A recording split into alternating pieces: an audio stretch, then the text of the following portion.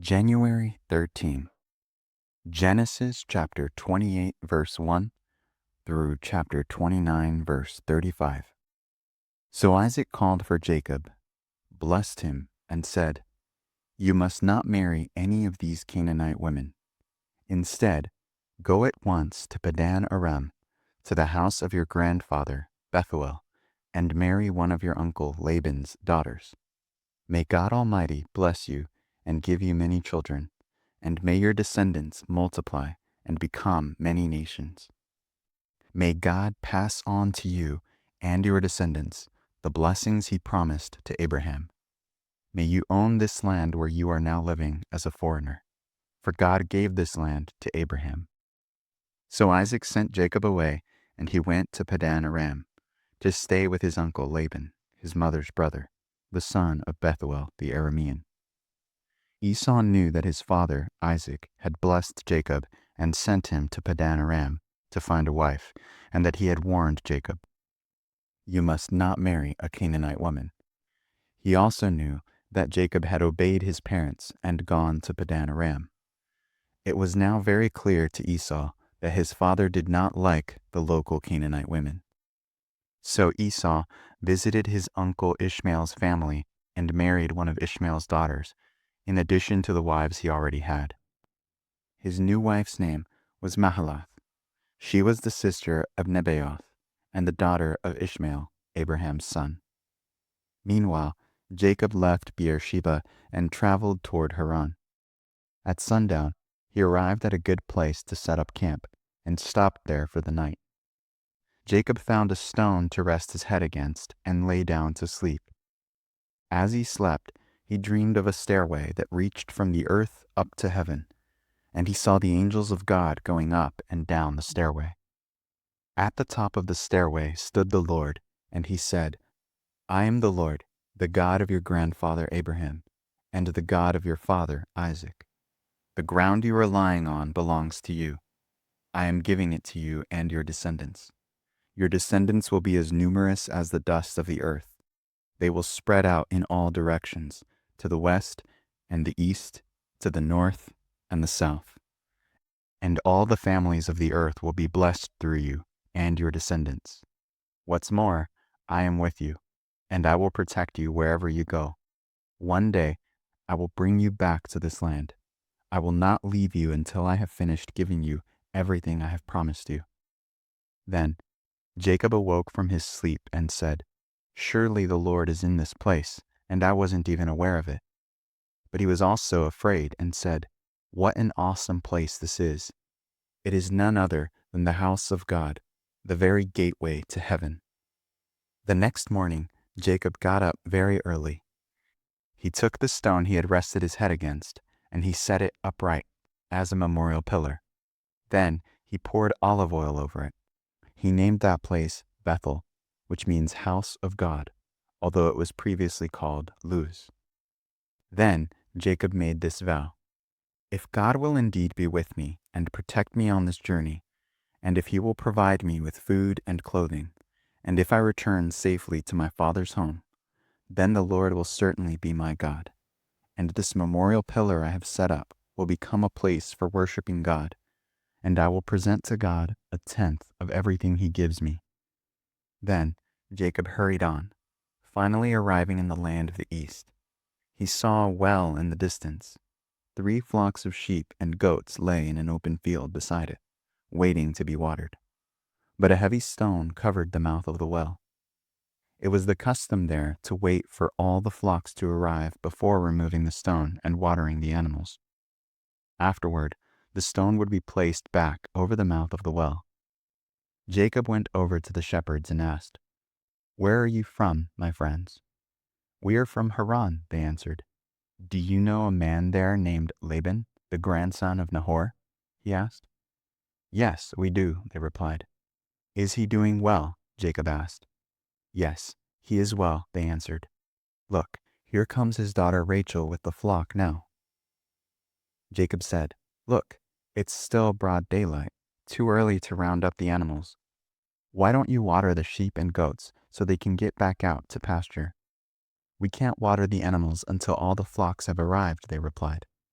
Then the shepherds moved the stone from the mouth of the well, and we water all the sheep and goats." Jacob was still talking with them when Rachel arrived with her father's flock, for she was a shepherd. And because Rachel was his cousin, the daughter of Laban, his mother's brother, and because the sheep and goats belonged to his uncle Laban, Jacob went over to the well and moved the stone from its mouth and watered his uncle's flock. Then Jacob kissed Rachel, and he wept aloud.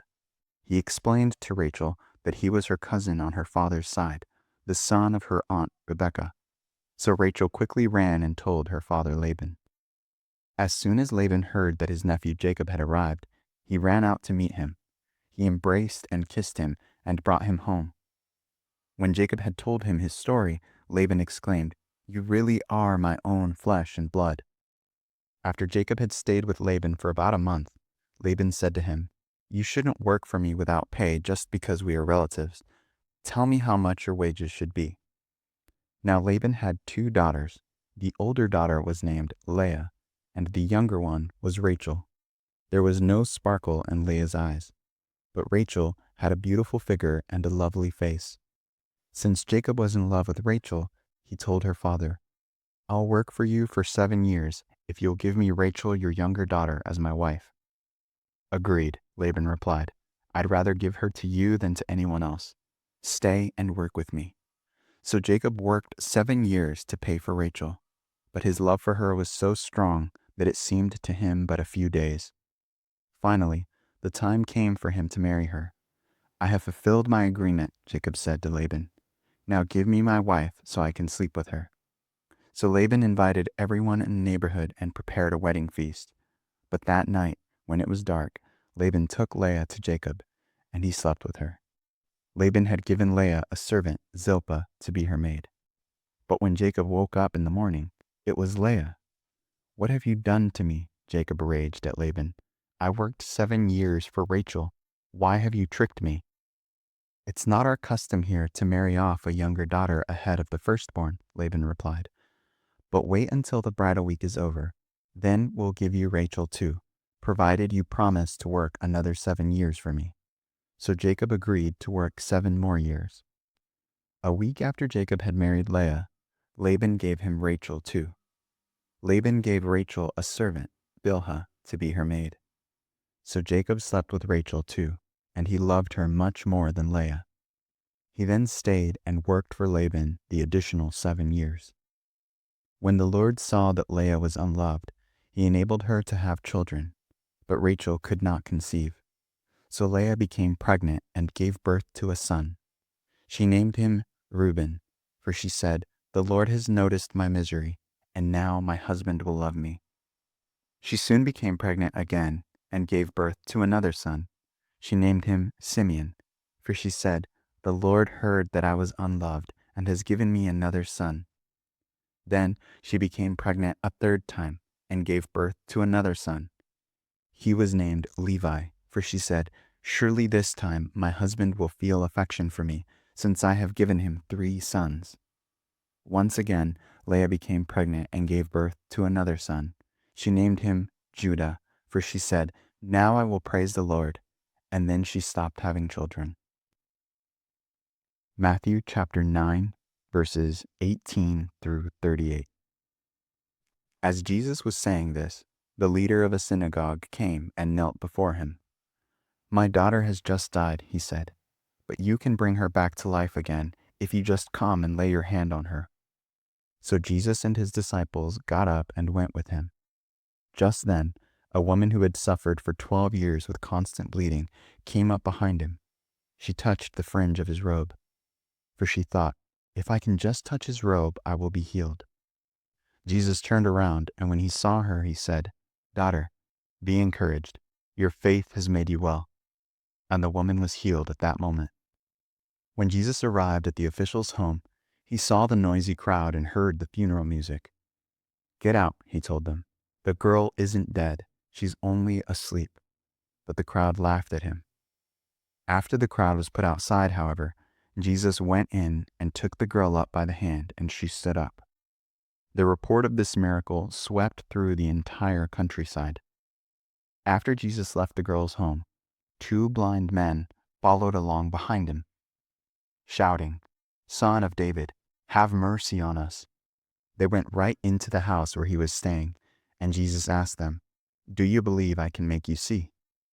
"Yes, Lord," they told him, "we do." Then he touched their eyes and said, "Because of your faith, it will happen." Then their eyes were opened, and they could see. Jesus sternly warned them, "Don't tell anyone about this." But instead, they went out and spread his fame all over the region. When they left, a demon-possessed man who couldn't speak was brought to Jesus. So Jesus cast out the demon, and then the man began to speak. The crowds were amazed. "Nothing like this has ever happened in Israel," they exclaimed. But the Pharisees said, "He can cast out demons because he is empowered by the prince of demons." Jesus traveled through all the towns and villages of that area, teaching in the synagogues and announcing the good news about the kingdom, and he healed every kind of disease and illness. When he saw the crowds, he had compassion on them because they were confused and helpless, like sheep without a shepherd. He said to his disciples, "The harvest is great, but the workers are few. So pray to the Lord who is in charge of the harvest. Ask him to send more workers into his fields." Psalm chapter 11, verses 1 through 7. For the choir director, a psalm of David. I trust in the Lord for protection. So why do you say to me, "Fly like a bird to the mountains for safety"? The wicked are stringing their bows and fitting their arrows on the bowstrings. They shoot from the shadows at those whose hearts are right. The foundations of law and order have collapsed. What can the righteous do? But the Lord is in his holy temple. The Lord still rules from heaven. He watches everyone closely, examining every person on earth. The Lord examines both the righteous and the wicked. He hates those who love violence. He will rain down blazing coals and burning sulfur on the wicked, punishing them with scorching winds. But the righteous Lord loves justice. The virtuous will see his face. Proverbs chapter 3, verses 11 through 12. My child, don't reject the Lord's discipline, and don't be upset when he corrects you. For the Lord corrects those he loves, just as a father corrects a child in whom he delights.